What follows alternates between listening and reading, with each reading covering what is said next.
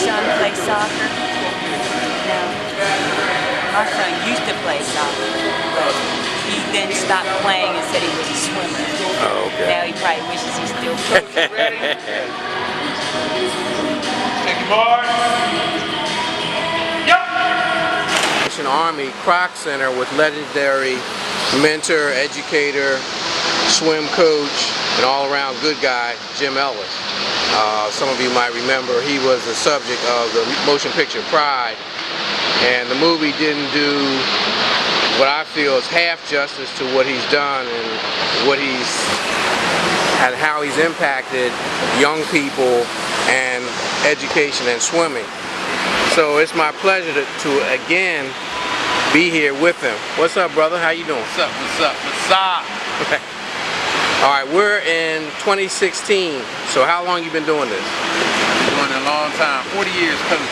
Right. But then you swam competitively, right? Swam competitively. Yeah. So what's different now in this era, 2015, as opposed to, say, when we talked to you 2 years ago or 3 years ago when you transitioned here to the Kroc Center? 42. There are a lot of things that are different. One is that we have a great facility, as you can see. Something like we've never had before. So we have the potential for a lot of growth. This is a very dynamic environment. It's one-stop shopping. We have everything right here at our disposal. And the swimming hasn't changed. I guess come on. The people have changed. Parents have changed. Different generation of parents. People buying into hard work, dedication, discipline, and sticking to it. You're saying that has diminished or it has increased? Yeah, I think it's diminished. People are less willing to put in that kind of time. Parents. I don't think it's any problem with the children. I think the parents sustaining that type of grind. This is sport. It's not instant sport. It's a journey. That's why we start the kids young on this journey.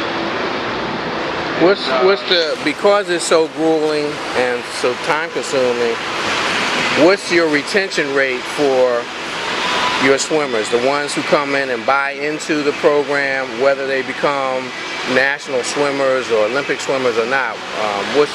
How many of the folks, young people, do you keep? I guess the dropout rate may be about 30%. I think that might be conservative. About 30% of the kids leave. In our situation, it's pretty good though. Most of the kids learn to swim in our Learn to Swim program. We have a great Learn to Swim program. So we move them through the Learn to Swim where they come in at 5, 6, 7, or 8. Teach them how to swim, and then we introduce them into the competitive program. And once they make that move, they pretty much stay with us until they graduate from high school. So I think our retention rate is a lot higher than most other programs. Well, because of your emphasis on education and having a holistic growth and development program, what's the percentage of your young people that go on to college and either swim competitively or just go on to college? That's 95% easy. Easy 95%. Okay. I had a chance over the summer to meet a lot of alumni from your program. Then now some of them are in their 30s. They still think the world of you, and they're trying to. Some of them are trying to replicate what you're doing. Some of them are trying to be supportive of what you're doing. So that speaks volumes about the impact you've had on their lives. Yeah, they had impact on me as well. Oh yeah. That's where all the gray hairs come from. But it's been a good trip. It's been a great experience, and that generation and the generations that have come before this group here, now they're out in the real world. They see the value of what we were trying to give them, and they embrace it, and they become very successful themselves. Now they're having children, and they're sending their children our way. Yeah. Where are you located? Where's the Kroc Center? This is at Wissahickon Avenue, 4200 Wissahickon Avenue, in North Philadelphia. Right off the expressway, right off Kelly Drive, right off of Broad Street. Hunting Park, Germantown Avenue. A lot of major venues. Over the years, you've attracted a lot of people from outside the Philadelphia area, not just from New Jersey, but as far away as New York and other states. So if someone was interested in your tutelage and bringing their child or their guardian to you, how could they get a hold of you?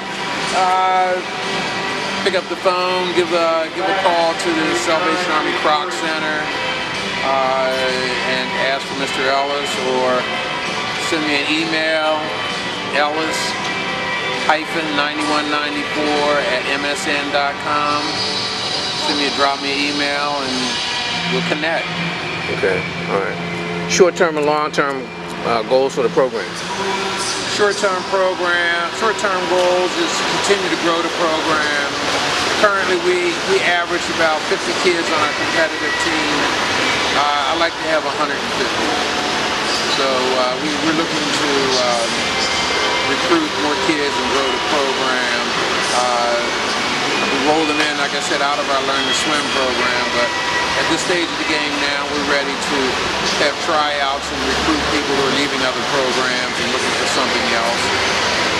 That's pretty much it. Long term, try to put somebody on the Olympic team. How can people follow what you're doing? In other words, if they're interested in competitive swimming, they want to see where your Kroc team is ranking. Is there a way to follow that? Yeah, there's several ways. Again, Salvation Army Kroc Center, we have a web page. I have a web page, and then we have what we call the SAKA web page, S-A-K-A, SAKA swimming web page. So those are three places you can kind of find out what we do. We're trying to post up a few things there. Also, they can follow swimmers under our team name, SAKA, S-A-K-A. USA Swimming puts out results. They put out rankings. And you can see, and they're national rankings. Right. So they put out rankings for the top 20 in each age group. They put out something annually, the top 100 best swimmers of all time. They put that out. So there's a lot of things that they can do by going to USA Swimming and looking up rankings for athletes. Okay. All right, brother. We're here at one of your practices, so I don't want to hold you up. So thank you for taking time to speak with us and share what you're doing with our viewers. Always glad to have you in the house, brother. Always. Thank you, brother. Thank you. With Jim Freeland. Tracy, excuse me, my mistake. Tracy Freeland, who is a longtime swimmer. He's with Jim Ellis. He's been with Jim since he was 5. He swam competitively. You swam competitively in college also, right? Yes, I swim at Howard University. Okay. And now you're back and you're a coach. So what did you gain from your association with Jim Ellis? Excuse me? What did you gain from your association with Jim Ellis? Just learning lifelong lessons. If I wouldn't have met Jim, I wouldn't learn how to swim. It opened up a lot of opportunities for me.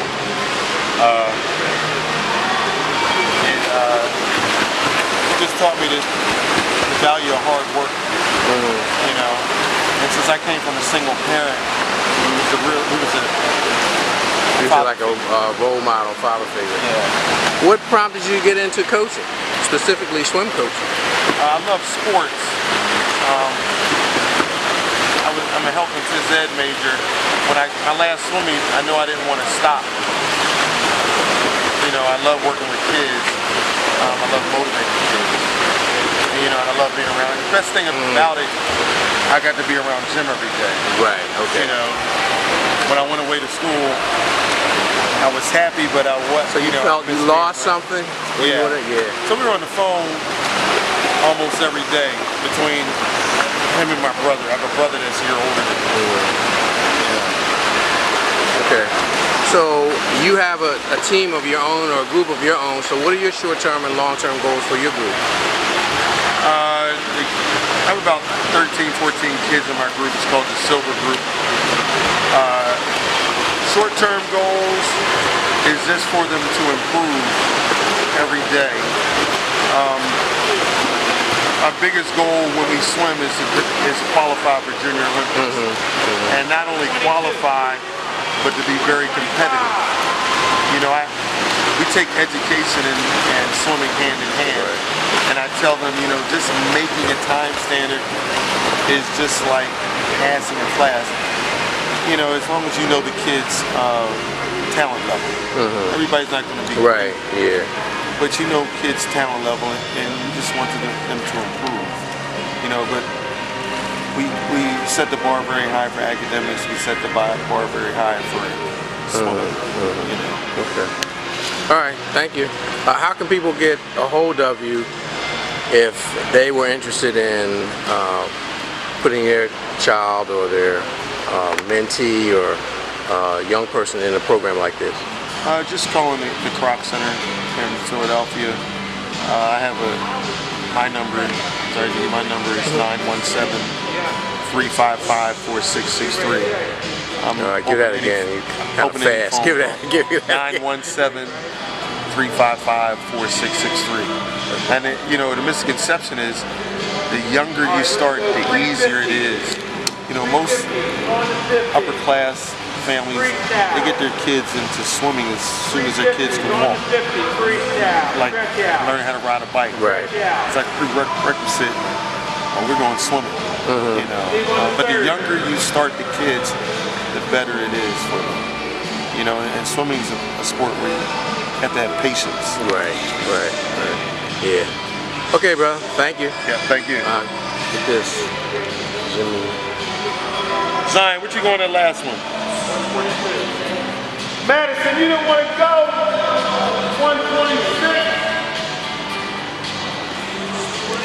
Oh my goodness. Oh my. Yanla McLean.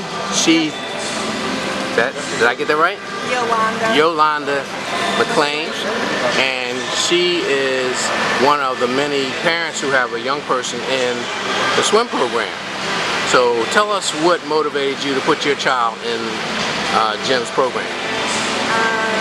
The number one thing that motivated me was that Jim Ellis is a very positive role model, African American male, and so I really wanted and thought it was very important for my daughter to be around very positive African American coaches, because there's not that many in the swimming programs around where we live in New Jersey. So we actually live in New Jersey and we travel here. So you come all the way over here. How many miles is that? Oh my goodness. So you're like in Cherry Hill, Marlton? Cherry Hill area. Right, okay. Okay. All right. I'd say what, 20 more miles maybe, 25 give or take. So you're here every day? Yep. Okay. When we can, 6 days a week. Okay. And so your assessment of how long has your daughter been in the program? She's 14 now. She's been in the program since she was 9. Okay. All right. Okay. So your assessment of it, so you're satisfied? Oh, very satisfied. She's very happy. That's why we still remain here.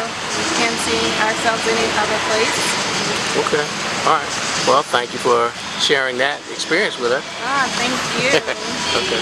Twine, who is also another parent who has a child in the Kroc swim program, what motivated you to bring your child into the program?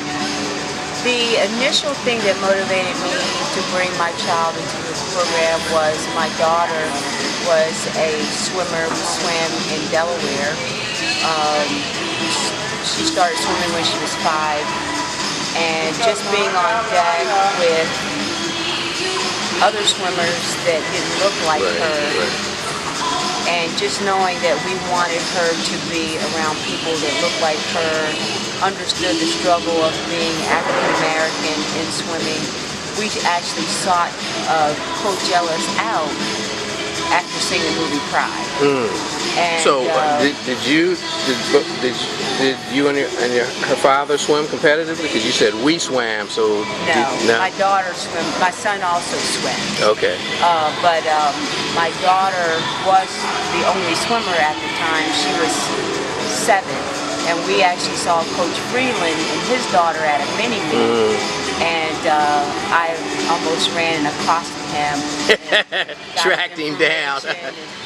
Because we commuted 4 years from Delaware here to swim. Wow. Okay. So now you live here in Philadelphia? Philly, yes. Okay. Okay. And, wow. That's a major commitment. Every day, you know, the time in the car was tremendous. Homework in the car, eating in the car, mileage on the car.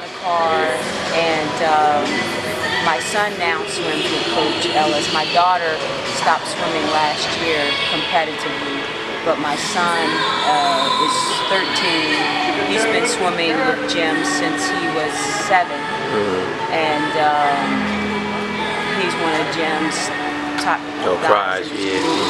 And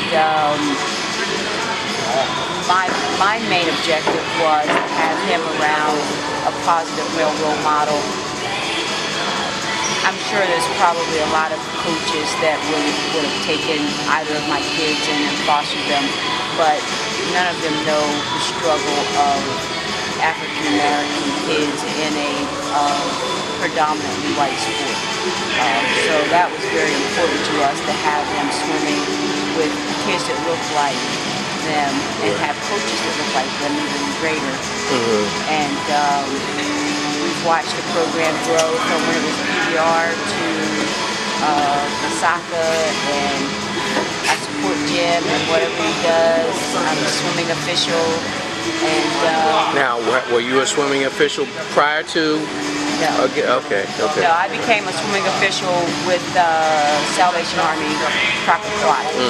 Okay. And started out stroke and turn. I'm a starter for the meets, and we have several other parents that are stroke and turn. Now, do you just do the Kroc meets, or you go around and regional? Wherever, typically wherever our kids swim, then I'll volunteer to officiate. So if they go to Junior Olympics, they go to a sectional meet, wherever they go, I'll usually volunteer. So you didn't want to pursue that outside of your child.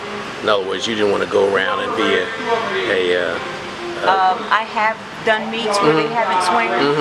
I've had teams request we volunteer for them, but typically, because we almost live here at the Kroc, you don't have the time. My son swims every day.